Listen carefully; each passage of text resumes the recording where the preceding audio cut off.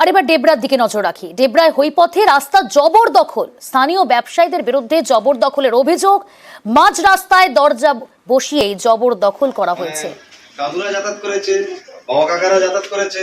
এইভাবে রাস্তার মাঝখানে দরজা বসিয়ে দেওয়া হয়েছে।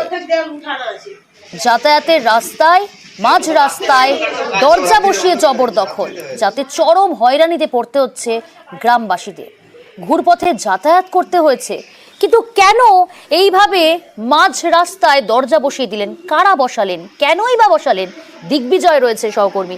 দিগ্বিজয়, কারা এই দরজা বসিয়ে দিলেন মাঝ রাস্তায়, আর কেনই বা বসালেন? দেখো, এই নিয়ে কিন্তু যারা গ্রামবাসীরা রয়েছে, অর্থাৎ গ্রামবাসীদের মধ্যে যে 19টা পরিবার যাদের দীর্ঘদিনের ডেবরার যে হরিপদ এলাকা রয়েছে, সেখানে একটি যাতায়াতের রাস্তা বহু বছর ধরেই মানুষজন যাতায়াত করছে, তারা কিন্তু এই ঘটনার পরে বিডিও, ওসি এবং পূর্ত কর্মাধ্যক্ষর কাছে দ্বারস্থ হয়েছে এবং লিখিত অভিযোগ জানিয়েছে। ওই এলাকারই এক ব্যবসায়ী দীর্ঘদিন ধরে যে রাস্তাটি ওপর দিয়ে মানুষজন যাতায়াত করতো, তিনি ওই জায়গাটি কিনেছেন এমন দাবি করেই কিন্তু রাতের অন্ধকারে হঠাৎ করেই ওই রাস্তাটি ঘিরে দেয়। তারপরেই কিন্তু বিপাকে পড়ে 19টি পরিবার। তারা যথারীতি ওই ব্যবসায়ীকে আবেদন করেন যে যাতায়াতের রাস্তা রেখে যেন তিনি জায়গা ঘেরেন। সেই কথা কিন্তু না শুনেই রাতের অন্ধকারে নিজে জায়গা কিনেছে এমনটাই দাবি করে কিন্তু রাস্তা ঘিরে দেয়। এবং সেই নিয়ে কিন্তু এলাকাবাসীর যে 19টি পরিবার রয়েছে যারা বিপাকে পড়েছে, তারা গতকাল বিডিও, ডেবরা থানার ওসি এবং ডেবরা পঞ্চায়েত সমিতির পূর্ত কর্মাধ্যক্ষকে জানিয়েছেন। এবং এই খবর পাওয়ার পরে ঘটনাস্থলে পূর্ত কর্মাধ্যক্ষ যান, কথা বলেন।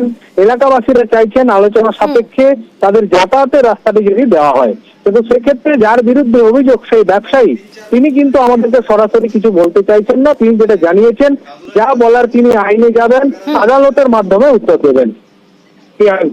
বেশ, মদ খায়, আমরা সেটা প্রতিবাদ করতে আসছিলাম বলে ওইটা ঘেরেছে। আর এই আমাদের ঘেরার জন্য আমাদের রাস্তা যেতে খুব অসুবিধা হচ্ছে।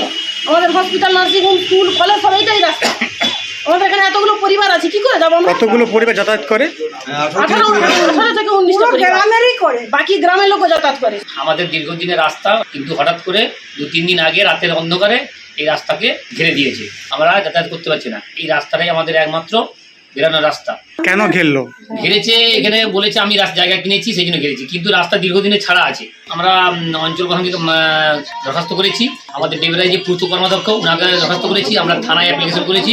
আমরা চাইছি আমাদের দীর্ঘদিন রাস্তা যেন খোলা থাকে।